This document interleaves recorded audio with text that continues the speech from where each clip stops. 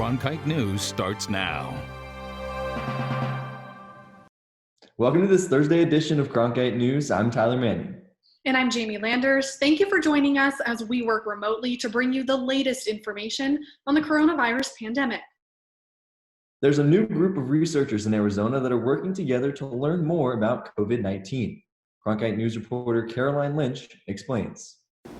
The Translational Genomics Research Institute announced Wednesday that it's formed the Arizona COVID-19 Genomics Union. The Arizona researchers plan to sample sequences of the virus found in COVID-19 patients to better understand how the coronavirus evolves and spreads.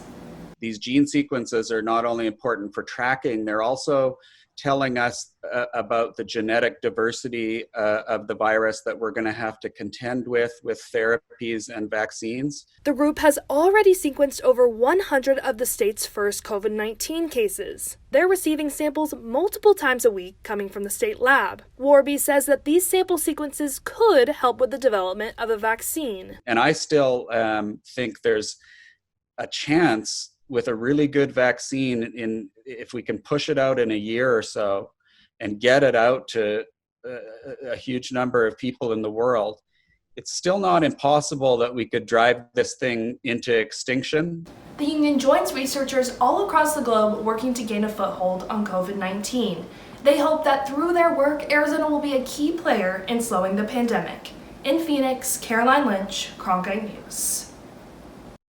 Senator Martha McSally says widespread testing is essential to stopping the spread of coronavirus, including testing all healthcare workers. In an interview with KTAR, McSally said we can't take our foot off the gas when it comes to flattening the curve. She said everyone needs to social distance until there is a vaccine because those without symptoms can still carry and spread the virus. The senator is hosting a telephone town hall today with the White House's top economic advisor to talk about the coronavirus outbreak. The retired Air Force vet has donated her April paycheck to the Salvation Army and suspended 2 weeks of her campaign to focus on Arizona's relief efforts. The Phoenix Police Department responded to more than 3,500 domestic violence calls in March, as travel restrictions and stay-at-home orders were implemented to combat the spread of COVID-19. That's a 5.6% increase compared to March of 2019. And there was a 15% increase in the first week of April compared to the same week last year. Those who are struggling can call the 24-hour domestic violence hotline at 800-799-7233. The number of people in the United States seeking jobless aid has hit a record high, with a startling 6.6 million people seeking unemployment benefits just last week. More than 1 in 10 workers in the United States have lost their jobs in the past 3 weeks due to the coronavirus outbreak. This is the fastest and largest loss of jobs since 1948.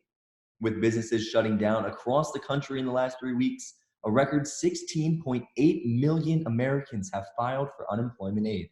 And the impact is being felt across the world, with global unemployment estimated to rise by 25 million this year, according to the United Nations Labor Organization. In a time of need, the Arizona Cardinals are doing their part to help the community by organizing blood drives at State Farm Stadium to assist with the critical need for blood donations due to the coronavirus. Cronkite News reporter Carly Mathias has more on the Cardinals' efforts. The Cardinals' Rise Up Red Sea slogan gained new meaning over these last few weeks. Nearly 1,000 people made their way to State Farm Stadium not to cheer on their favorite football team, but instead to give blood, including Cardinals head coach Cliff Kingsbury. In the process, they line you up, take your temperature, get your blood, you're out of there in 10 minutes. So these people are very professional what they do. Seeing this stadium used for public service and the way it is obviously makes you really proud to be a part of this organization.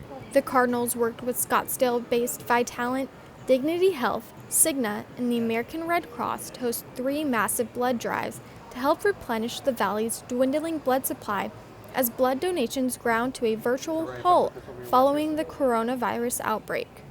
Thousands of blood drives were canceled nationwide. Over 120 blood drives canceled here in Arizona alone. And that really created a huge disruption. So as the American Red Cross scrambled to find replacement blood drives, the Arizona Cardinals stepped up, and it was we're so thankful for that partnership, and we're so thankful that they recognize that social distancing requires a lot of space. The massive 1.7 million square foot stadium enabled organizers to adhere to social distancing guidelines while filling pretty much every available slot over the 3 days of blood drives in Glendale. It's an exciting opportunity for us to be able to have another sellout here at State Farm Stadium. We've had 144 games sold out, but today's sellout is a really big one for us. So it's great to be able to do what we can do.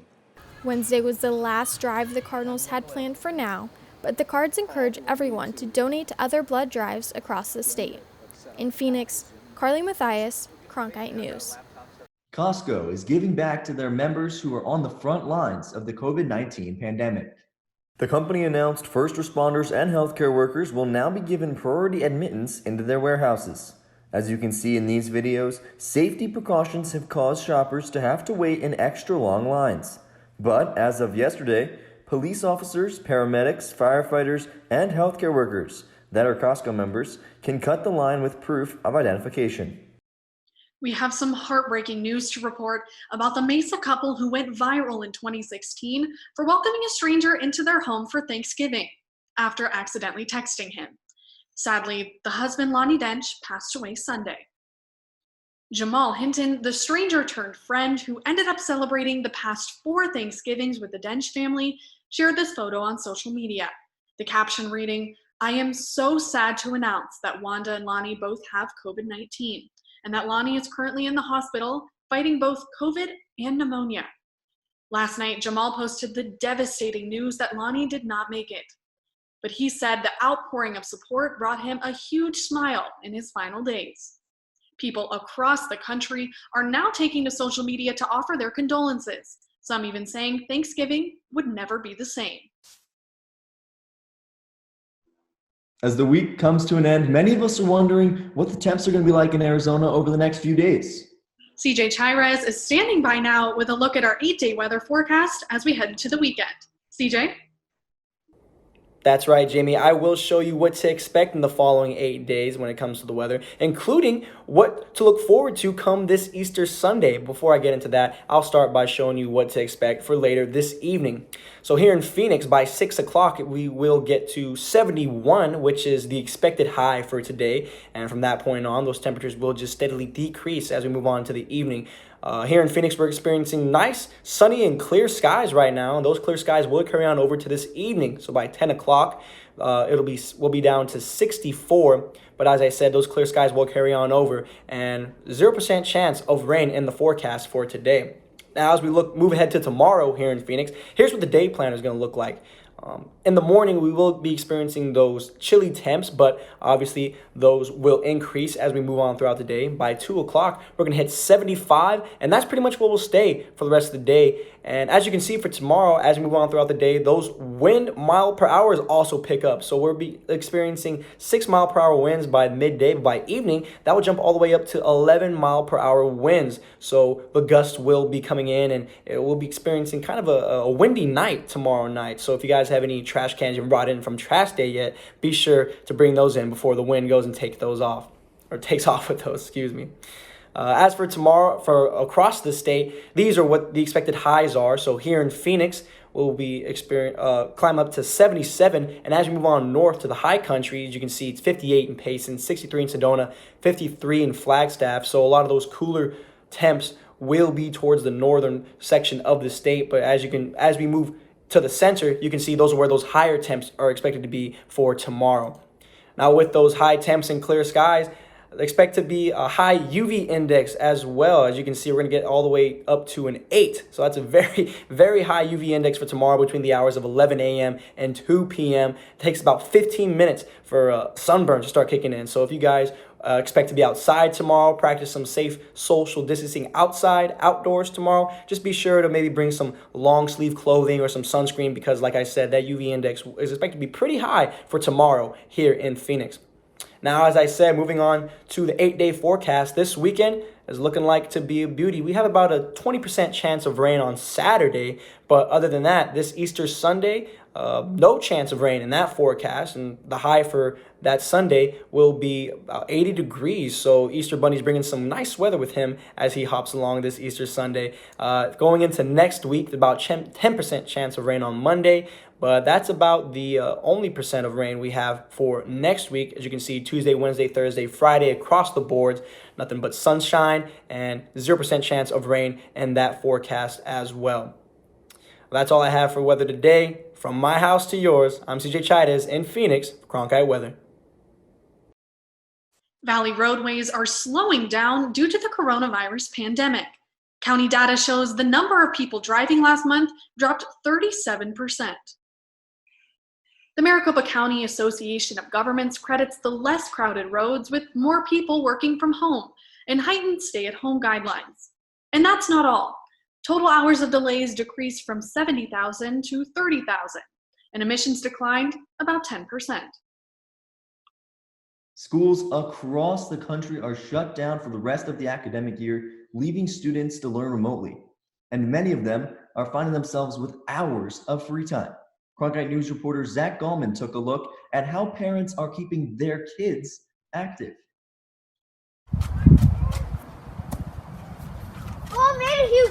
It did. Stacy Abatista is an ASU alumna, and even though the family has been restricted to their home, she hasn't had a problem keeping her 9-year-old triplets active. Bike rides, scooter rides, walks. I'm in Charleston, South Carolina, so we are pretty lucky that our weather is nice. In fact, Abatista has taken advantage of the situation and incorporated a program from a Phoenix-based company called STEM Sports to give her kids a balance of mental and physical activities. STEM stands for science, technology, engineering, and math, while combining factors of sports into the specific curriculum. The range of what we're providing is simple as this: basketball. Kids are going to do a little bit of study and data collection behind force and gravity. And so what does force and gravity mean in basketball? Dropping a ball would be gravity, dribbling it would be force. And so they're going to kind of work their way through that to establish and understand really the meaning of the terms, no doubt, and the science behind it. STEM is all about strengthening the workforce in the future. This kind of unwinds that quite a bit because this real life application of sports, they can appreciate and now use it to against something like math that they've been struggling with. And we see these breakthroughs happen because they now have something that's relatable and makes them almost decode the issues they might be having. Again, for an example, in math. Same thing in science. With the given situation and the type of technology available, classes have gone virtual. So why is it important to get up and move around? I think, with a crisis like this and being stuck at home, the problem is that you can kind of get out of a routine, and then you start to kind of get into a bad rhythm of just doing a whole lot of nothing. The curriculum itself has been received well, especially given the current circumstances. My kids all have iPads, but their iPad time was limited, but now it's how they're learning. So doing the STEM sports program actually gets them learning, but off of their iPads. With no timetable when things will go back to normal, finding creative ways to keep kids active and engaged is no easy task. Programs like the one STEM Sports offers helps give parents a new interactive option, and for now, it may be the best they can do. In Phoenix, Zach Gallman, Cronkite News.